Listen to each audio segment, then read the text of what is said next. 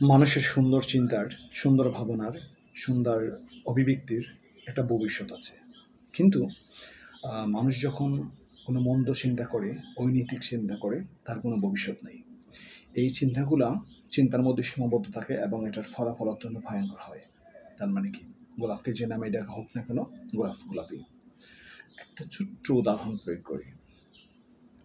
British এই ঔপনিবেশিক মানে ভারত বেষ্টিত যে এলাকায়, এর মধ্যে বাংলাদেশও রয়েছে, এখানে 190 বছরের মতো তারা শাসন পরিচালনা করে গেছে। তাদের শাসন কার্য পরিচালনা করতে গিয়ে তারা এদেশে যেরকম অনেক সংস্কার করে গেছে, তেমন শিক্ষা বিস্তারেও তারা অনেক, শিক্ষা এবং যোগাযোগ বিস্তারে তারা অনেক ভূমিকা পালন করে গেছে। এই যে তারা শিক্ষায় এবং যোগাযোগে যে ব্যবস্থা গড়ে তুলে গেছে, 1850 সালে যেমন রেলের কে তারা ভারতবর্ষের চালু করেছে, তারা চলে যাওয়ার পরেও অনেক কিছু বিনষ্ট হয়ে গেছে, কিন্তু তাদের যে শিক্ষা এবং যোগাযোগ ব্যবস্থায় তারা যে পরিবর্তন সাধন করে গেছে, এটার সুফল পুরো ভারতবর্ষ, বাংলাদেশ, ভারত, পাকিস্তান, পুরো ভারতবর্ষ ভোগ করছে। শুধু এটা না, দণ্ডবিধি, কার্যবিধি, দেওয়ানি, এই যে আইনগুলার যে প্রবর্তন করে গেছে, এই আইনগুলার বাস্তবতা এখনো বিরাজমান আছে। তার মানে কি? প্রতিটা মানুষের কাজের, ভালো কাজের ধরন, ভালো কাজের বিষয়গুলো, এটা শত শত যুগ বছর ধরে থেকে যায়। আমরা বিভিন্ন সময় লক্ষ্য করতে পারি, বিভিন্ন শাসক বিভিন্ন সময়ে বিভিন্ন স্থাপনা তৈরি করে যান, বিভিন্ন সেতু, বিভিন্ন প্রতিষ্ঠান তৈরি করে যান, শাসকগুলো থাকেন না, মারা যান, অথবা তাদের শাসন কার্য কোনো এক সময় হারিয়ে যায়, কিন্তু তাদের যে স্থাপনাগুলো রয়ে যায়। এটার বাস্তব অনেক অনেক উদাহরণ, ভুরি ভুরি উদাহরণ রয়েছে। এর মধ্যে একটা উদাহরণ তাজমহল। আজ পুরো পৃথিবীতে এই বিষয়টাকে সবাই চেনে, কিন্তু যিনি তৈরি করে গেছেন তারা কিন্তু এই উদ্দেশ্যে তৈরি করে যাননি। তার মানে কি?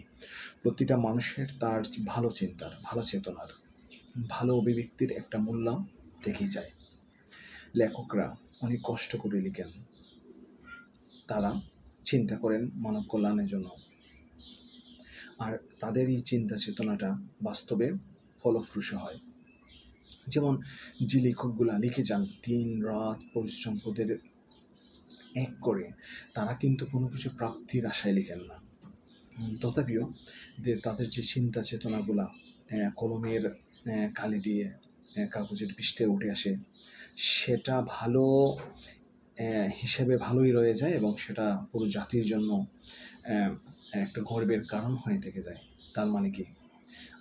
কোনো মানুষ যখন ভালো কাজ করবে, কোনো মানুষ যখন অন্য মানুষের কল্যাণার্থে কোনো কিছু সাধন করবে, সেটা যে কোনো বিষয়বস্তু হতে পারে, সেটা যে কোনো প্রেক্ষাপট হতে পারে, ওই বিষয়টা একটা গুরুত্ব বহন করে, একটা গুরুত্ব নিয়ে আসে।